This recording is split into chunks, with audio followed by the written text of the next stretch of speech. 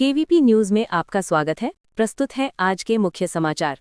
होर्मुज जल डमरू मध्य संकट को लेकर ब्रिटेन की पहल पर एक अहम अंतर्राष्ट्रीय बैठक आयोजित की जा रही है, जिसमें लगभग 35 से अधिक देश शामिल होंगे और भारत भी इसका हिस्सा बनेगा। इस बैठक का उद्देश्य इस महत्वपूर्ण समुद्री मार्ग को फिर से खोलने के लिए कूटनीतिक और रणनीतिक समाधान तलाशना है, क्योंकि ये मार्ग वैश्विक ऊर्जा आपूर्ति का करीब 20% वहन करता है और इसके बंद होने से पूरी दुनिया में तेल संकट गहरा गया है। भारत की ओर से विदेश सचिव स्तर पर भागीदारी होगी, जहां भारत ने साफ किया है कि समुद्री मार्गों में सुरक्षित और निर्बाध आवागमन बेहद जरूरी है, क्योंकि देश की बड़ी मात्रा में तेल, एलएनजी और एलपीजी इसी रास्ते से आती है। इस बीच अमेरिका के पूर्व राष्ट्रपति डोनाल्ड ट्रंप के बयान विवाद का कारण बने हैं। उन्होंने सहयोगी देशों से कहा कि वे खुद इस मार्ग को सुरक्षित करें, जिससे अंतर्राष्ट्रीय स्तर पर असहमति बढ़ी है। दूसरी ओर ईरान ने कड़ा रुख अपनाते हुए कहा है कि ट्रंप के बेतुके और अवास्तविक बयानों से होर्मुज नहीं खुलेगा और किसी भी समाधान के लिए कूटनीतिक रास्ता ही जरूरी है। उत्तराखंड में पुष्कर सिंह धामी की सरकार जनसंख्या नियंत्रण कानून लाने की तैयारी में जुटी हुई है। इस मुद्दे को लेकर राज्य में राजनीतिक बहस भी तेज हो गई है, जहां कुछ नेताओं ने इसे हम 5 हमारे 25 जैसे एजेंडे से जोड़कर सामाजिक संतुलन के लिए खतरा बताया है। विशेषज्ञों का मानना है कि बढ़ती जनसंख्या देश के संसाधनों, रोजगार और विकास पर दबाव डाल रही है, इसलिए केवल उत्तराखंड ही नहीं बल्कि पूरे भारत में जनसंख्या नियंत्रण के लिए ठोस नीति की आवश्यकता है। हालांकि इस तरह के कानून को लागू करना आसान नहीं होगा, क्योंकि इसमें सामाजिक, धार्मिक और राजनीतिक संवेदनशीलताएं जुड़ी होती हैं। आम आदमी पार्टी ने अपने राज्यसभा सांसद राघव चड्ढा को पार्टी के राज्यसभा उप नेता पद से हटा दिया है। पार्टी ने इस संबंध में राज्यसभा सचिवालय को आधिकारिक पत्र भेजकर ये भी कहा है कि अब उन्हें सदन में पार्टी की ओर से बोलने का समय न दिया जाए। राघव चड्ढा की जगह पंजाब से सांसद अशोक मित्तल को नया उपनेता बनाया गया है, जिससे पार्टी की संसदीय रणनीति में बदलाव के संकेत मिल रहे हैं। हालांकि आप ने इस फैसले के पीछे कोई स्पष्ट कारण नहीं बताया है, लेकिन इस कदम के बाद पार्टी के अंदरूनी मतभेद और नेतृत्व में बदलाव की चर्चाएं तेज हो गई हैं। राघव चड्ढा राज्यसभा में गिग वर्कर्स, मोबाइल रिचार्ज जैसे आम जनता से जुड़े मुद्दों को उठाते रहे हैं, लेकिन अब उन्हें पार्टी की ओर से बोलने की जिम्मेदारी नहीं दी जाएगी, जो उनके राजनीतिक रोल में एक बड़ा बदलाव माना जा रहा है। हनुमान जयंती के अवसर पर उत्तराखंड में भक्ति और उत्साह का अद्भुत नजारा देखने को मिला। मुख्यमंत्री पुष्कर सिंह धामी पर जेसीबी मशीन से पुष्प वर्षा की गई, जिससे माहौल पूरी तरह भक्तिमय हो गया। नैनीताल स्थित कैंची धाम में देश के लगभग 8 राज्यों से भारी संख्या में श्रद्धालु दर्शन के लिए पहुंचे, जहां भीड़ को संभालने के लिए प्रशासन पहले से ही अलर्ट मोड पर था और सुरक्षा के व्यापक इंतजाम किए गए थे। वहीं देहरादून में जुलूसों के दौरान कुछ जगहों पर लोगों द्वारा तलवारें लहराने की घटनाएं भी सामने आईं, जिससे प्रशासन की सतर्कता और बढ़ गई। कुल मिलाकर हनुमान जयंती पूरे प्रदेश में आस्था, उत्साह और भव्य आयोजनों के साथ मनाई गई, जहां एक ओर श्रद्धालुओं की भारी भीड़ उमड़ी, वहीं सुरक्षा व्यवस्था भी कड़ी रखी गई।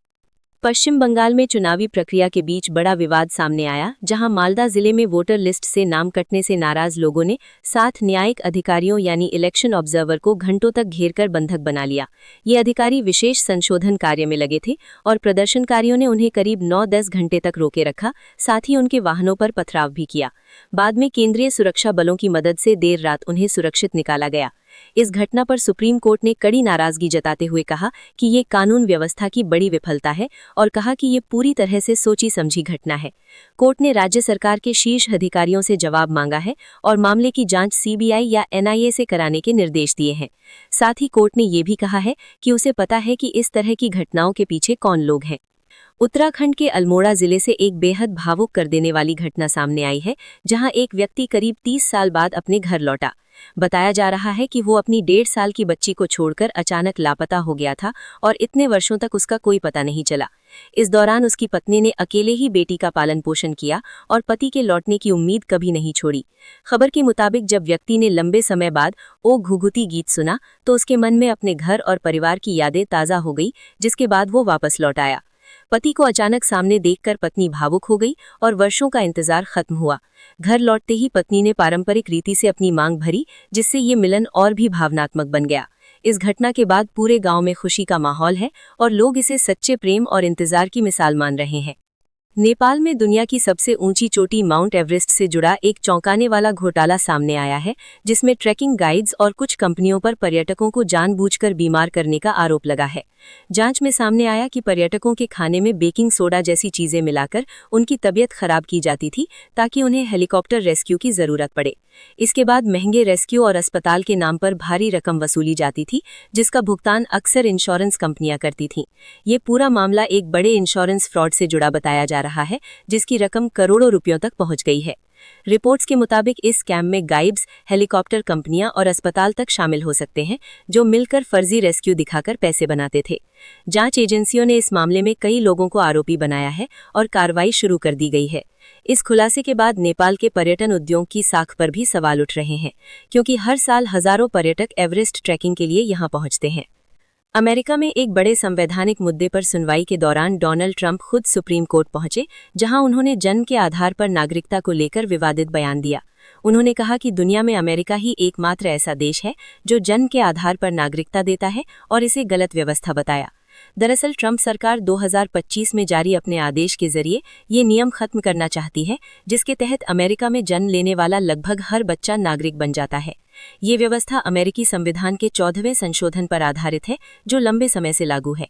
सुप्रीम कोर्ट में सुनवाई के दौरान जजों ने ट्रंप प्रशासन के तर्कों पर कड़े सवाल उठाए और कई जज इस बदलाव को लेकर संशय में दिखे।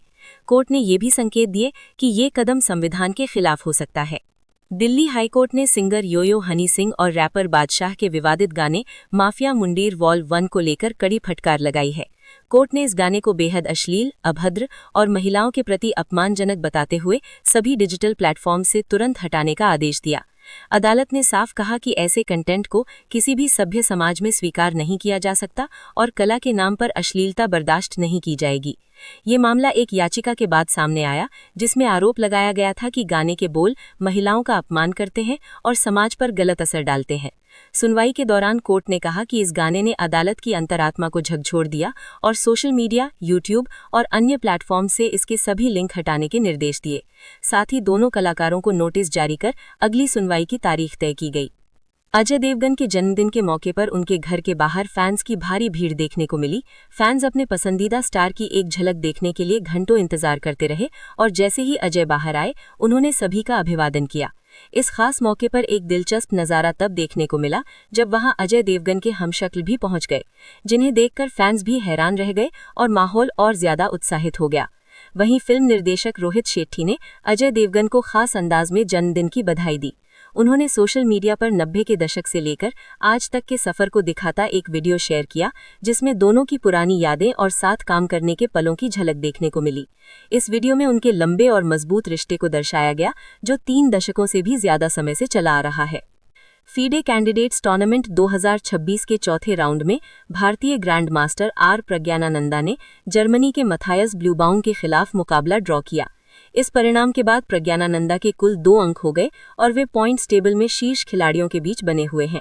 वहीं इस राउंड में उज्बेकिस्तान के जावाखीर सिंदारोव ने जीत दर्ज कर एकल बढ़त हासिल कर ली है। महिला वर्ग में दिव्या देशमुख को चीन की झू जिनर के खिलाफ हार का सामना करना पड़ा। इस हार के बाद दिव्या 1.5 अंकों के साथ अंक तालिका में 8वें स्थान पर पहुंच गई हैं, जो फिलहाल सबसे निचला स्थान है। दक्षिण अफ्रीका के अनुभवी बल्लेबाज रासी वान डर डुसेन ने अंतर्राष्ट्रीय क्रिकेट से संन्यास लेने का ऐलान कर दिया है। वे पिछले करीब 7 महीनों से टीम से बाहर चल रहे थे और क्रिकेट बोर्ड द्वारा उनका कॉन्ट्रैक्ट भी रिन्यू नहीं किया गया था। इसी चलते उन्होंने अपने इंटरनेशनल करियर को समाप्त करने का फैसला किया।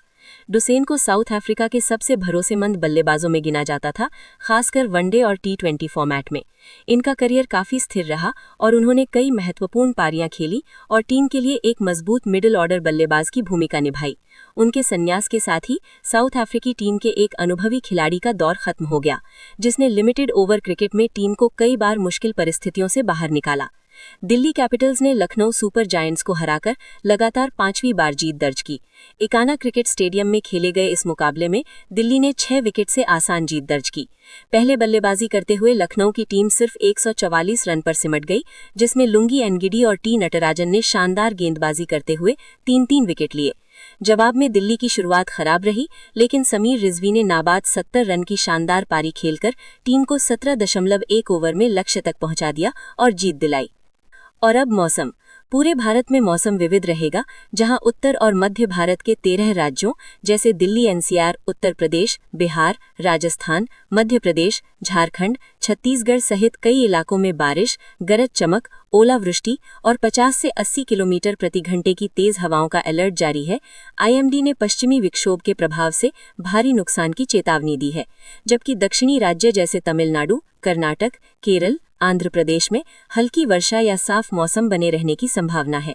दिल्ली में अधिकतम तापमान 32 डिग्री सेल्सियस, नोएडा, लखनऊ में आंधी बारिश, मुंबई में 29 डिग्री के साथ बादल, चेन्नई 32 डिग्री धूपी दिन, कोलकाता 38 डिग्री गर्मी वाला दिन रहेगा। जम्मू कश्मीर, हिमाचल प्रदेश, उत्तराखंड में बर्फबारी या भारी वर्षा संभव है।